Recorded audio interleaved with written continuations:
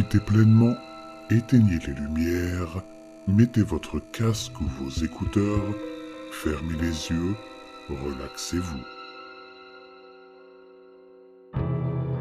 La galerie d'Henri Beauchamp.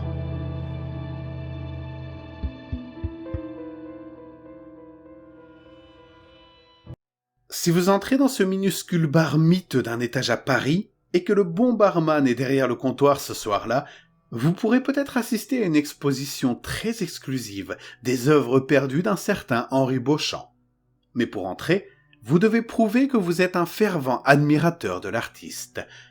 On vous demandera dans un français clair et parfait « Que voulez-vous boire en cette glorieuse nuit ?»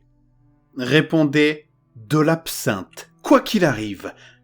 Toute autre boisson, du whisky à l'eau, vous tuera dans votre sommeil. La question suivante portera sur le type de boisson, et vous devez répondre l'une des deux choses suivantes. Le produit que l'homme lui-même n'a pas supporté de prendre, ou bien le bon produit, le meilleur. Si vous demandez une autre absinthe, de quelque manière que ce soit, vous ferez des cauchemars pendant 13 jours.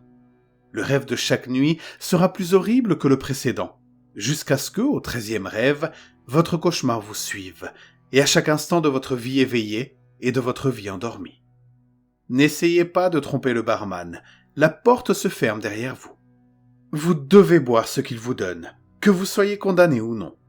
Le fait qu'un homme aussi puissant vous ait accordé une audience devrait suffire. D'ailleurs, j'ai entendu dire que les mourants complimentaient ces boissons lors de leur agonie. Si vous arrivez jusqu'ici avant de sceller votre destin, le barman vous dira « Veillez à le manipuler avec soin, c'est le meilleur que j'ai ».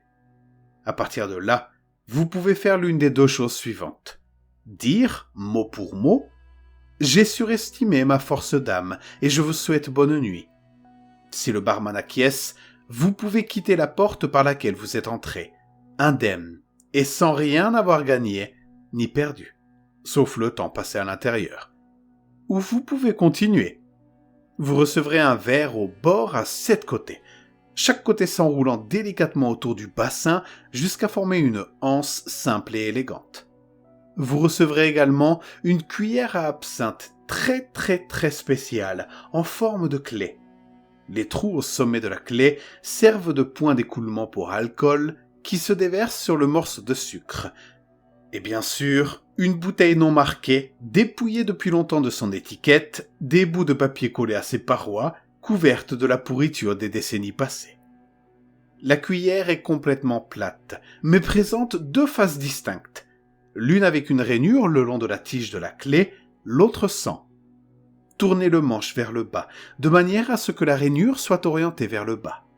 Si vous tentez de le faire face vers le haut, votre absinthe aura un goût infect. Votre nez brûlera et vos yeux se ratatineront dans leurs orbites avec des horreurs indicibles qui ne sont pas de ce monde.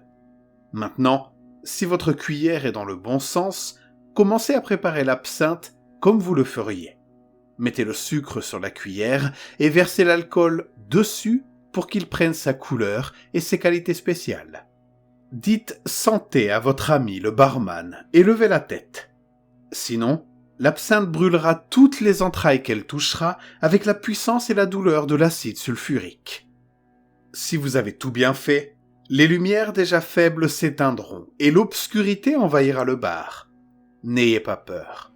L'obscurité est le signal que vous avez été approuvé pour l'exposition.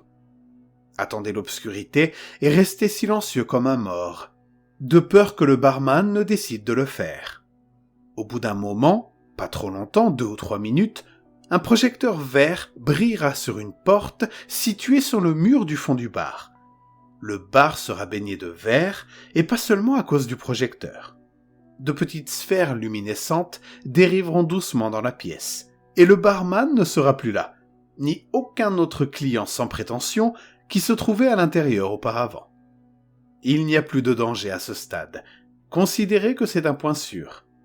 Si vous n'avez pas fini l'absinthe, vous n'êtes pas obligé de le faire, mais vous pourriez avoir besoin de l'alcool. Dans tous les cas, prenez la cuillère et mettez-la dans le trou de la serrure du portail éclairé en verre. Elle s'insérera parfaitement et atteindra le bout du trou de la serrure avec un clic retentissant. À l'intérieur se trouve un petit ascenseur, avec la plus belle femme que des yeux mortels puissent imaginer, baignée dans la lueur verte, dans un angle tel que la lumière se rétracte au-delà d'elle en forme d'aile. La fée verte elle-même vous demandera « Vous montez ?» Et compte tenu de tout le mal que vous vous êtes donné, il serait logique de répondre par l'affirmative. Il vous reste encore un obstacle à franchir. Elle vous demandera, lorsque vous passerez du bar au compartiment, comment compareriez-vous le surréalisme de Beauchamp à celui, par exemple, de René Magritte ? En guise de réponse, vous devez dire « Je suis venu voir autre chose que de l'art ce soir ». Si vous ne le faites pas, le projecteur vert s'éteindra, les portes se fermeront avec fracas et l'ascenseur plongera dans un noir apparemment infini avant qu'une vraie lumière ne s'allume alors que l'ascenseur s'approche des profondeurs de l'enfer. Si votre ascenseur commence à monter, la lumière verte s'éteindra également, mais elle sera remplacée par la lueur froide de la lune. Mais avant même que vous ne vous en rendiez compte, l'ascenseur atteindra le sommet de son, appelons puits pour ne pas trop compliquer les choses. Je n'en suis pas aussi sûr que les autres, mais j'ai entendu dire que si la fée verte vous embrasse sur la joue en quittant l'ascenseur, vous aurez toujours une inspiration créative, une muse permanente et changeante. Vous ne pouvez pas lui demander, vous ne pouvez pas l'embrasser, elle doit le faire de son plein gré. Si ce n'est pas le cas, il ne se passe rien. Mais aucune raison de le faire quand même et de mettre en colère la femme qui est responsable de la conservation des tableaux de Beauchamp depuis tant d'années. Depuis l'ascenseur, vous entrez dans un salon du début du siècle, avec un grand poster d'Henri Beauchamp sur le côté gauche du mur opposé. À droite, il y a une porte. Prendre le temps de lire l'affiche est une bonne idée, car elle explique l'importance même de Monsieur Beauchamp. Il s'agit d'un surréaliste qui luttait dans les années 1920. Il faisait de l'art pour essayer de se libérer de toute préméditation, et il a réussi à le faire. Après une nuit passée dans un minuscule bar miteux d'un étage à Paris, il a commencé à peindre des motifs. D'abord des motifs géométriques, puis des fractales complètes, puis des images qui seraient publiées dans les journaux du lendemain, puis la semaine suivante, puis celle d'il y a 50 ans, 100 ans dans le futur, 200 dans le passé. Puis, lors de la dernière nuit de sa vie, il a enlevé 3 jeunes filles chez elle, les a assassinées et a peint ses plus beaux chefs-d'œuvre en rouge et jaune avec le sang et la bile des vierges. Il s'est suicidé immédiatement après en avoir peint exactement 13. Celle-ci se trouve derrière la porte. Les peintures se trouvent derrière la porte. Les 6 premières à gauche montrent de gauche à droite la genèse de l'univers, le seul vrai visage de Dieu visible aux yeux de l'homme, la véritable image de Jésus. Les nuages étendus du ciel, tous les papes depuis le premier, jusqu'à des visages non encore reconnaissables, et un portrait de l'apparition de Jésus lors de son 2e avènement. 6 et 6 font 12. Mais qu'en est-il de la 3e peinture ? Ce 13e tableau est retourné sur sa broche murale, l'image faisant face au mur. L'espace qui l'entoure est délimité par une corde d'un diamètre assez large, même très large. Et sous l'image retournée se trouve un panneau en 3 langues. En haut, les écritures des séraphins. En bas, les runes des ordres démoniaques les plus élevés. Et au milieu, des lettres romaines.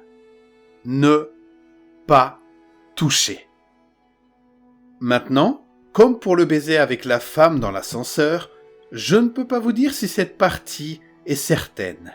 Mais tout de même, j'ai entendu dire que d'une manière ou d'une autre, alors qu'il mourait, Beauchamp a écorché sa peau, ses organes, son âme même, pour en faire une sorte de collage. Je ne saurais dire comment il a pris son cadavre pour créer un tel chef-d'œuvre d'horreur, et je n'oserais jamais le faire. Alors, si vous y arrivez, peut-être pourriez-vous retourner la toile et me le dire un jour ? Vous pourriez me le raconter autour d'un verre dans un bar miteux à Paris, par exemple.